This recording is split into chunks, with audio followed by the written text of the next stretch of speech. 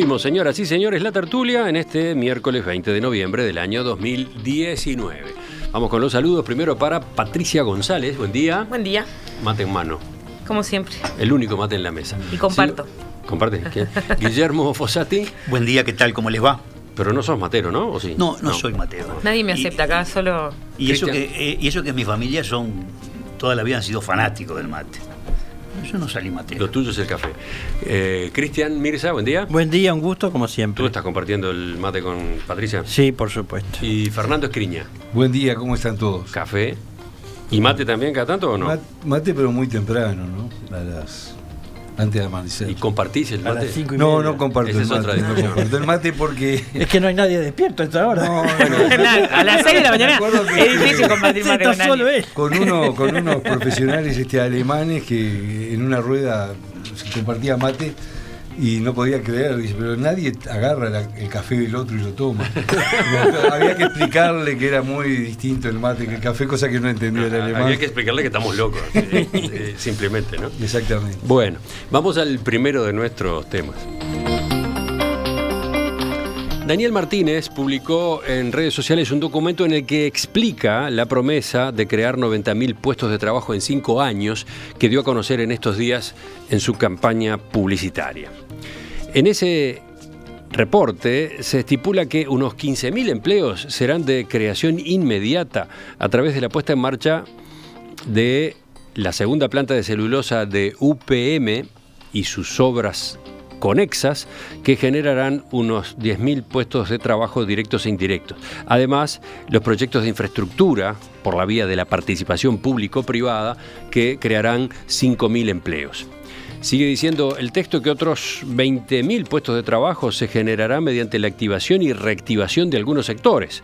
Por ejemplo, menciona la universalización de cuidados para niños de 3 años, la reactivación en la industria de la construcción, consecuencia de la evolución de la coyuntura regional, y la reactivación general de la demanda del sector comercio y servicios no transables, resultante del crecimiento a tasas mayores a las del último quinquenio. Por último, prevé que se creen, antes de 2024, otros 55.000 empleos vinculados a un proceso de transformación productiva sostenible focalizada en 9 áreas que la OPP evalúa como de mayor potencial. Ellas son cadena forestal, producción de alimentos de baja huella ambiental, el sector de las tecnologías de la información, la exportación de tecnología vinculada a energías renovables, la economía circular, las industrias creativas, el turismo ecológico, las industrias farmacéuticas y los servicios globales y logística.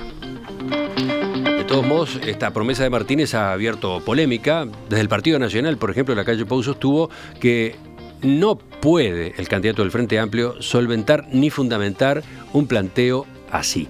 Está en su derecho a hacer propuestas, aunque no sean creíbles. Porque si uno empieza a sumar las propuestas de Martínez, son millones y millones de dólares en una economía que está con déficit, siguió diciendo el candidato blanco. ¿Cómo han visto esta parte del debate a distancia? Cristian, ¿vas tú? Sí, voy. El riesgo país en Uruguay es 182 puntos, ¿no? Si no me equivoco. En Argentina 1800.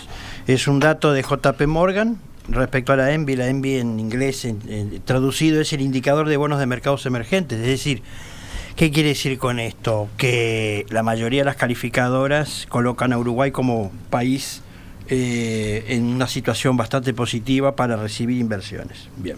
Entonces, esto es un dato no menor cuando tenemos a UPM2, que es la mega inversión, la inversión más grande lograda a través de la negociación con los empresarios y el capital finlandés por este gobierno nacional, además de el acuerdo de libre comercio con la Unión Europea, que llevó muchísimos años, pero que finalmente se logró, más allá de todas las consideraciones que hay.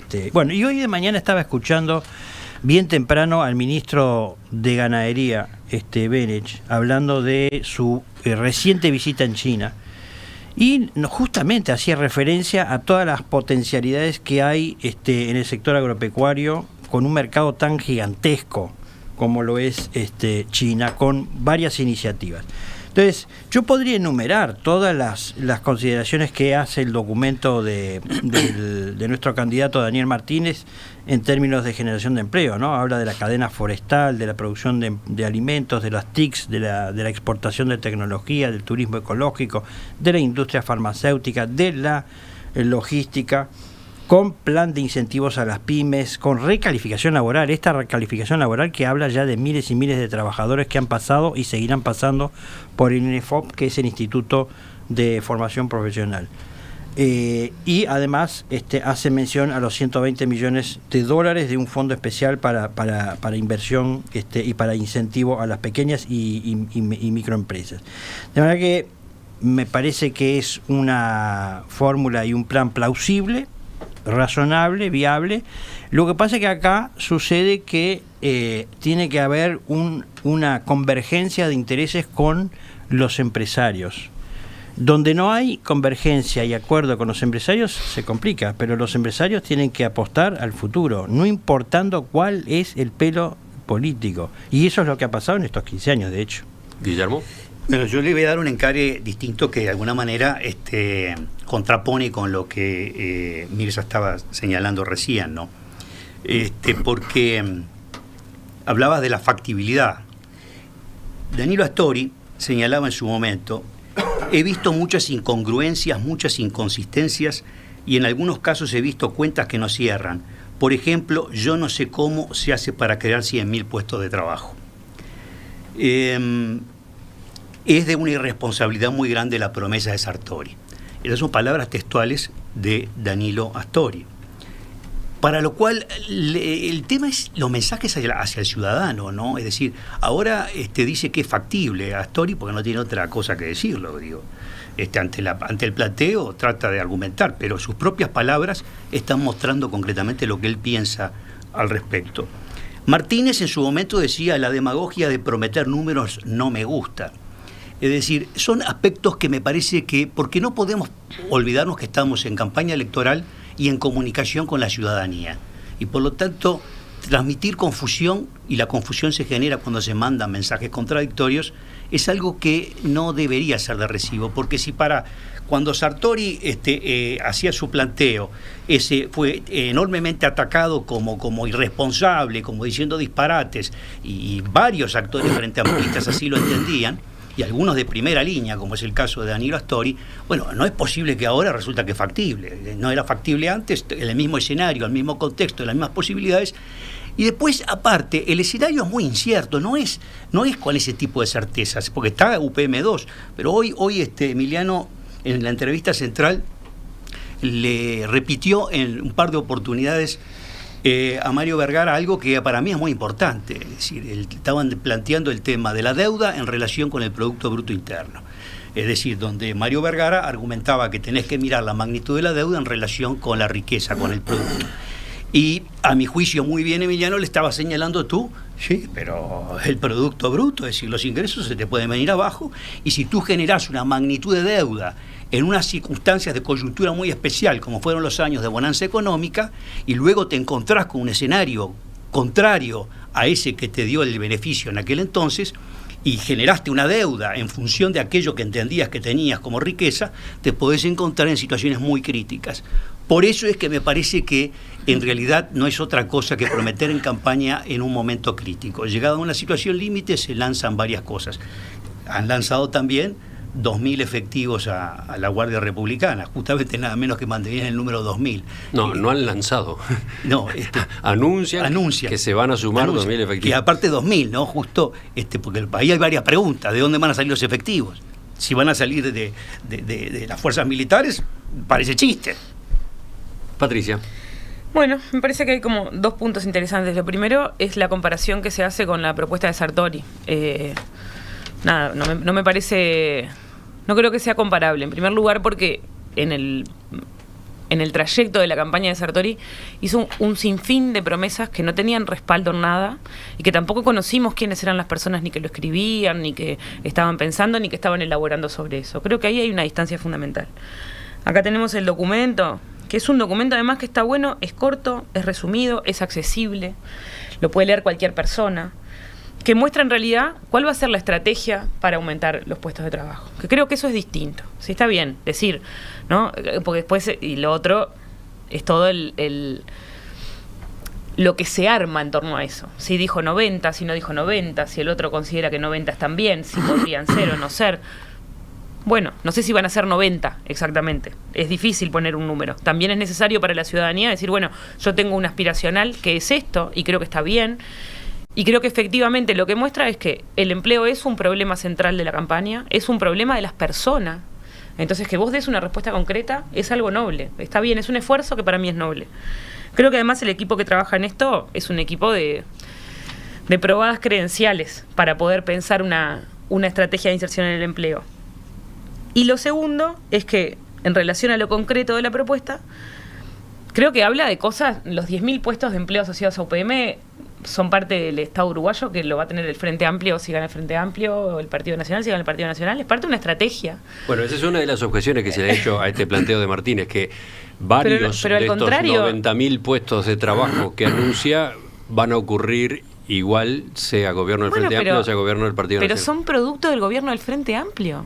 Ese es el punto. Es producto de una estrategia política del Frente Amplio que no dejó de buscar en ningún momento mejorar las condiciones de empleo de la ciudadanía. Entonces, cuando vos me decís, ¿en qué condiciones vas a entregar el país? Bueno, vamos a entregar un país, ¿no? El próximo gobierno va a recibir un país en mejores condiciones. ¿Hay problemas del acceso al trabajo? Por supuesto que los hay. ¿Hay que pensar estrategias de fortalecimiento de algunas áreas? Por supuesto que sí. Ahora, ¿hay planificado como próximo para cualquier gobierno una estrategia de acceso al empleo? Me parece que eso habla bien del Frente Amplio, que le cobran todo el tiempo el ser gobierno, ¿no? Que todo el tiempo el planteo es, bueno, no, ¿por qué no lo hicieron antes? Y, bueno, esto es lo que hicimos antes. Hay cosas que hicimos antes y cosas que vamos a hacer. Antes disculpame la puntualización, pero antes hicieron otras cosas, como por ejemplo oponerse a UPM en el 2004, ¿no? Yo recuerdo el discurso de Tabaré Vázquez en Tacuarembó, y el discurso de Tabaré Vázquez lo tengo acá, también en el 2004 en Minas de Corrales, donde se hablaba del atentado al medio ambiente, donde prácticamente se ponía en cuestión toda posibilidad de ser papelera frente a un gobierno que salía de una crisis muy dura y que estaba justamente buscando puestos de trabajo. Entonces, es una obra, digamos, para no atribuírsela a nadie y no discutir, digamos, vamos a atribuírsela a los uruguayos que en cada oportunidad tuvieron gobiernos que estimularon este tema. Yo creo en el contexto general que esta propuesta es francamente producto de la situación en que está el Frente Amplio en este momento, a poquitos días de la elección. Es decir, yo en la línea que decía Guillermo, estos 90.000 empleos, de los cuales se explican algunos por la planta UPM y otros por derivados, y otros se dice que en la medida que se den determinadas condiciones va a haber empleo, en la medida que exista, por supuesto, inversión y estímulos para que eso suceda, cosa que podemos compartir todos, porque estimular el empleo es muy importante y en eso se ha insistido en diversos momentos. Creo que está junto con los 2.000, lo que se anuncia ahora, con bombos y platillos, reforzar la Guardia Republicana en 2.000 puestos de trabajo más. Creo que está en el contexto del aguinaldo para los 150.000 jubilados, en fin. Son todos, digamos, jugadas que buscan el maracanazo, es decir, frente a la adversidad de encuestas que no le son favorables al Frente Amplio, toma la ciudadanía que sabe muy bien el Frente Amplio porque lo debe estar sufriendo en su propia campaña la importancia de la seguridad y mete 2.000 republicanos más, sin decir cómo se van a financiar naturalmente, ni de dónde van a salir. Mete 90.000 puestos de trabajo cuando muchos de esos, como bien se decía acá, van a ser incluso temporales, pero además sea cual sea el gobierno. Y mete lo de los aguinaldos que ahora se contabilizan, no se sabe bien su monto. Quiere decir que la ciudadanía conoce bien las necesidades que tiene y yo creo francamente que son documentos un poco parte de la improvisación de ver cómo se deteriora ante la opinión pública la posibilidad de llegar a la presidencia de la República, a tener que entregar el poder, y esa es para mí es la explicación. Más allá de la polémica por los números, lo que parece bastante claro, y eso creo que lo reconocen en el propio equipo de Martínez, es que estos anuncios lo que han buscado es bajar a tierra, ¿no? Ser más concretos con los planteos en algunas áreas sensibles. Hay como una revisión de cómo había sido el discurso hasta ahora, ¿no? Como que le había faltado contundencia. Sí, ¿no? si me permitís, efectivamente parecería que va por ese lado. Ese es el motivo. Bueno, pero además veamos del otro lado, ¿cuáles son las propuestas concretas? Hay una ley de urgente consideración que nadie conoce, es un misterio. Es decir, no, la estamos preparando, y algunos otros dirigentes dicen no tengo ni idea de qué se trata, ¿verdad? Bueno, entonces, entre lo desconocido, la incógnita, el misterio, y las propuestas, que la diferencia con las propuestas que hacía Sartori en su momento es que aquí hay propuestas concretas elaboradas con medidas y dispositivos y estrategias y tácticas formuladas. No es una cifra tirada al voleo, es decir cómo se hace, qué es lo que se quiere hacer y cómo se hace. Ese es el documento que yo invito a leer, que decía Patricia recién. En segundo lugar, pero disculpame, pero en segundo lugar, que Danilo Astori eso no lo podía anticipar antes. Permitime, Guillermo. En segundo lugar, la historia reciente que nos dice, entre 1990 y 2005 hubo 1.300.000 trabajadores, entre 2005 y 2019 1.600.000 trabajadores. Quiere decir que se crearon efectivamente fuentes de empleo genuinas en el orden de los 300.000 puestos de trabajo. Además, no solamente puestos de trabajo precarios, sino que el Banco de Previsión Social y el gobierno en su conjunto apuntó a formalizar. Uruguay es el país que tiene el índice mayor de cobertura en seguridad social de toda América Latina. Incluso yo diría, en comparación a otros países del planeta, tiene la cobertura mayor en términos de seguridad social. Entonces, ¿qué quiere decir? Siempre fue que así, además, sí, bueno, pero mira, Fernando, no estoy diciendo que la creación de 300.000 puestos de trabajo, que fue efectivamente lo realizado en los gobiernos del Frente Amplio, se acompañaron de un proceso de formalización, que yo puedo darte los datos, si querés, Fernando, de cómo estábamos antes en términos de cobertura de la seguridad social y cómo estamos después. Pero no quiero entrar en ese tema, porque yo, mira, vos sabés muy bien, Fernando, que hace 20 años que yo trabajo en políticas sociales en América Latina y el Caribe, obviamente incluyendo Uruguay. Yo no invento números, yo no invento discursos. Cuando reconozco que hay problemas, lo digo. Cuando reconozco que hay logros muy positivos, lo tengo que señalar. No tengo pruritos en ese sentido. Entonces yo digo, hay medidas que están respaldadas, que dicen que sí, que efectivamente se puede apuntar a los 90.000 puestos de trabajo. Y hay condiciones de contexto que también lo favorecen. Así, decir que Uruguay es un fracaso, que estamos en plena crisis, es un discurso realmente incendiario. Y me parece que no es la realidad. Discúlpame, pero digo, yo no tengo más remedio que volverte a traer nada menos que a Danilo Astori en escena. Es decir, si tú tenés un Danilo Astori que te dice que es un acto de irresponsabilidad muy grande hablar de la generación.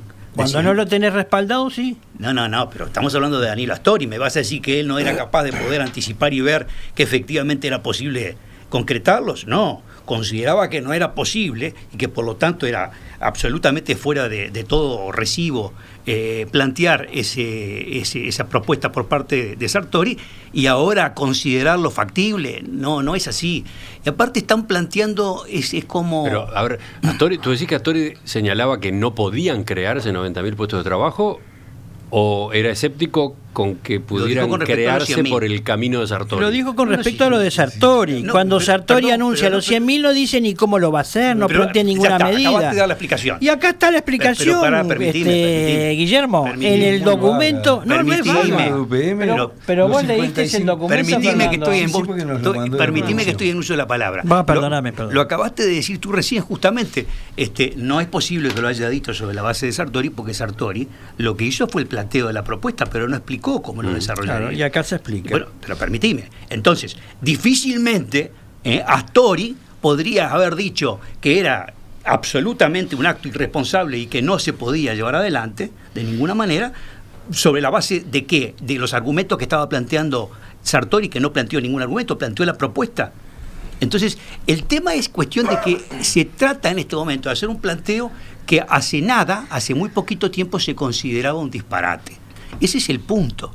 Entonces, si en este momento se plantean una serie de situaciones sobre la base de varios supuestos, si se da esto, si se da esto, si se da esto, entonces esto, y entonces hechos, esto. y hechos, Guillermo, no solamente supuestos, ¿no? Es Bueno. decir, tú tenés presente el escenario en cuestión concretamente sobre el cual razonan, porque los 300.000 empleos que tú generaste, no te olvides de los 10 años de bonanza económica, con una cantidad de empleo que surgió precisamente de esa coyuntura muy particular. Entonces, mirando hacia adelante, en términos de la incertidumbre que el mirar hacia adelante te genera, porque la única variable que tenés es su PM2 en materia de empleo. El resto son todo un conjunto de elementos que plantean que van a venir las inversiones. Entonces, es un escenario que claramente, como bien estabas tú señalando hace un rato, y yo lo dije también, responde a la coyuntura, responde al momento, responde a la campaña electoral, responde a lo que había que hacer en este momento para tratar de llevarlo. Vamos a ir cerrando. Falta Patricia, Sí. falta Fernando. Es así porque estamos en campaña electoral. Responde al momento de campaña. Una cosa, algo que no se habló en la de mesa Perogrullo, es, pero tiene toda la razón del mundo. Obvio. no se Estamos habló en la campaña mesa, electoral. es el salario real, ¿no? Todo esto que sucedió, todo esto que pasó con la formalización, también pasó con la mejora de los salarios de los trabajadores y de las trabajadoras. Creo que eso no es nada menor. Porque de alguna manera, cuando uno habla de redistribución y de condiciones de vida, y que esto lo queremos hacer para que la gente viva mejor, porque si no, ¿para qué queremos inversión y queremos más puestos de trabajo? Para que la gente viva mejor, también tiene que ver con cuánto le pagás a la gente para que labure. Entonces, son trabajos de calidad. También hay una propuesta que va en ese sentido. En ese mismo sentido, impulso el crecimiento, desarrollo productivo y mejora de la competitividad, decía el documento de la coalición, y dice cosas tan específicas, digo, porque están hablando de la vaguedad de las propuestas, que impulsar el sector agropecuario como motor de la economía. ¡Cuac! Sí, bueno, no dice nada. O sea, entonces, impulso a la agroindustria. Bien. Plan de mejora de la seguridad rural, de la Vigeato. O sea, todo esto que dice este documento no tira ni siquiera una línea de qué es lo que van a hacer. ¿Qué va a hacer la coalición cuando llegue al gobierno? Cuando tenga que pensar en cómo va a mejorar los puestos de trabajo, cuando tenga que sostener el salario real de los trabajadores y las trabajadoras, cuando tenga que mantener la formalización. Bueno, estoy planteando que el Frente Amplio, no entiendo qué es lo que no tiene que ver. El Frente Amplio está diciendo, yo tengo una propuesta concreta, o estoy pensando en una línea para mejorar las condiciones de trabajo, planteando que podemos construir toda esta cantidad de empleos, y lo que yo me pregunto en contraparte, ¿qué es lo que está planteando el Partido Nacional en relación a, primero, a los empleos que se han perdido, cómo los vamos a recuperar, pero además, cómo va a promover... No, que justamente, si me permitís... Perdón, A ver. una sola cosa. Sí. Me parece acá, digo como en el final del planteo sobre el crecimiento y sobre cómo lo van a desarrollar, dice, modificar la ley de inclusión financiera. Dice, la promoción de la inclusión no debe incluir la obligación de cobrar salarios o pasividades a través del sistema de mediación financiera.